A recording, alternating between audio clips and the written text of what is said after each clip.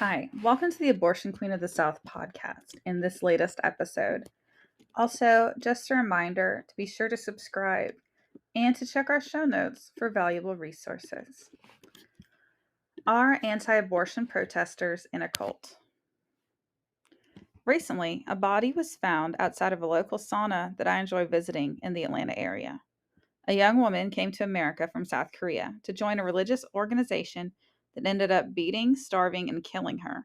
While it's incredibly disturbing that this happened in my community, it's even scarier to think that this is happening in communities of seemingly normal people all over the country.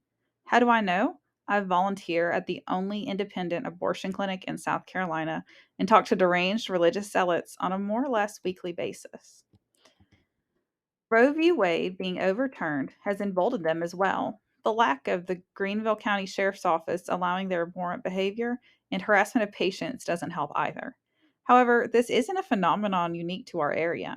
Across the country, anti abortion extremists behave in the same way, some worse than others.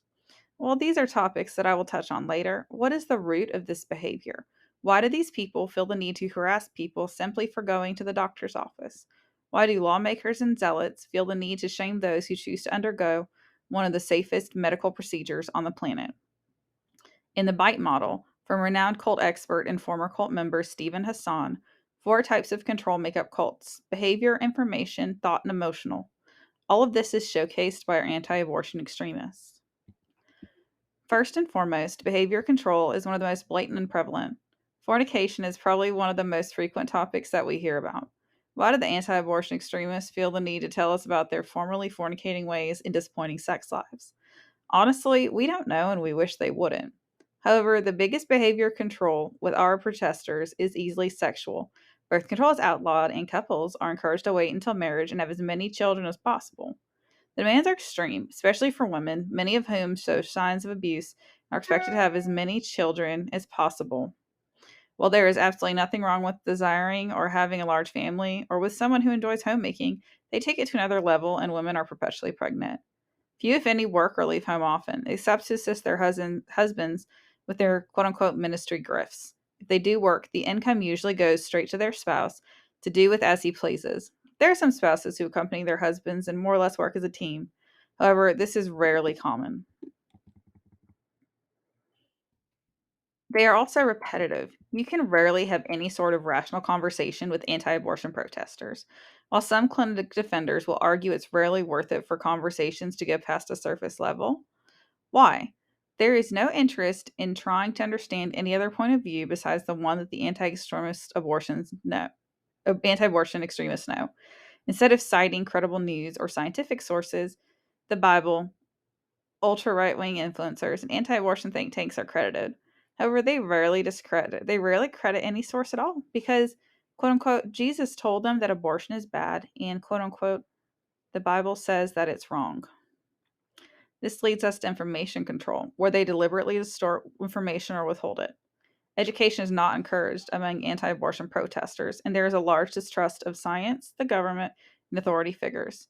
All of the bills against public education in Republican leading states and propaganda against vaccines aren't an accident. While someone who is educated can usually tell if a source is valid, they blindly follow whatever is put in front of them. It does not matter what their education is, ranging from high school dropouts to an emergency room doctor.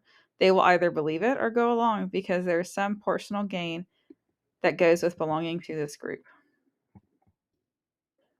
Any attempts to seek unsanctioned information are minimized or discouraged. Not in the Bible, to them you don't need it. However, it's unlikely that they would even have time to investigate. Why? They are kept too busy. Between a plethora of children and possibly working if their ministry grifts are unsuccessful, they're expected to go engage in street preaching, harass patients at abortion clinics, go to conferences, tithe, and donate any needs towards any needs on top of tithing and doing whatever Jesus tells them to do. While many protesters are paid and many groups are well funded, this doesn't apply to all protesters. Many spend their retirements proselytizing in abortion clinics in every possible opportunity. Why? To prove that they are worthy in the eyes of God. This makes it easier for these groups to utilize thought control. No critical thought is allowed, and complex concepts are reduced to simple quips. All thinking is black and white. For example, quote unquote, abortion is bad. Many think that this is simply for elective abortions and will lie. However, when you dig deeper, you realize that this isn't how they think. Even in cases of rape, incest, medical circumstances, and ectopic pregnancies which aren't viable, their line of thought is that it's a baby and you're killing it, quote unquote. There is no embrace of science, criticism, or critical thinking. There's no belief that anyone is entitled to their beliefs either. Instead, they accept and internalize their fundamental biblical doctrine as absolute truth, and you should too.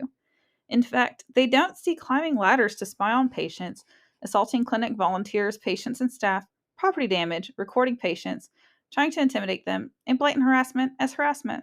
Instead, they see it as helping or spreading the good news. They aren't cult members, religious extremists, or fundamentalists. They give themselves fancy nicknames like quote unquote sidewalk counselors, or more blue collar, redneck with a Bible down to earth type names like quote unquote street preachers.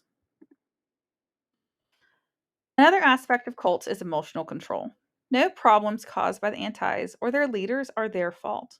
There is no sense of personal responsibility. If their wife or daughter needs an abortion, it's automatically justified or an exception. Jessa Duggar is a famous example of this. Well, it was okay for her to have a miscarriage, for her for her to have an abortion with her miscarriage care. It was also okay for a former anti's wife to have one of part of her miscarriage care too. However, do you know who they think that it's not okay for? My friend who almost died during her miscarriage, as well as many women in other states who experienced the same thing and did not receive proper treatment due to the laws that anti abortion extremists push. All thoughts and feelings are controlled too.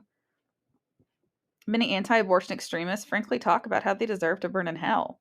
Why? We have yet to know. However, this fear mongering and lack of critical thinking isn't the only characteristic of cults that are seen in anti abortion extremists. While there isn't one social movement figurehead, there are many groups that rule in an authoritarian manner. Some are charismatic, others put me to sleep when I have to listen to them. However, the indoctrination program doesn't need to be exciting to be effective. The main practice of a cult is to totally strip away individuality and put doctrine over a person. Cults focus on a lack of individuality and freedom. Instead of individual acts, the focus is on group experiences and infallibly following the leader.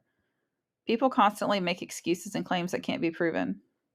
They can never back up basic questions with credible sources either. For example, some antis become belligerent or start singing if you question their nonsense. However, the most common line is, quote unquote, it's in the Bible. Cults are dependent on the group to be able to function. Any thoughts of leaving are the ultimate betrayal. Threats against pro choice activists, clinic volunteers and staff, and others are proof that they will do anything to please God, even if it involves hurting someone else. Cults occur when a group becomes destructive, and violence at our clinic and incidents like the assassination of George Tiller easily qualifies violent. Anyone can fall victim to a cult.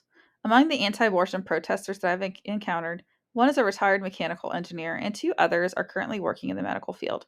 One is a paramedic, and the other as an emergency room doctor. Despite their training and education, they choose to forgo their logic and reason to appease the forced birth movement. Among their ranks are politicians, Supreme Court justices, law enforcement officers at various levels of government, and people in a variety of influence and power. However, this does not excuse the behavior, it simply explains it. Also, just a reminder to please like and subscribe and share this episode, and to please make sure to check out the show notes for more resources. I hope that you have a great day, and thank you for listening.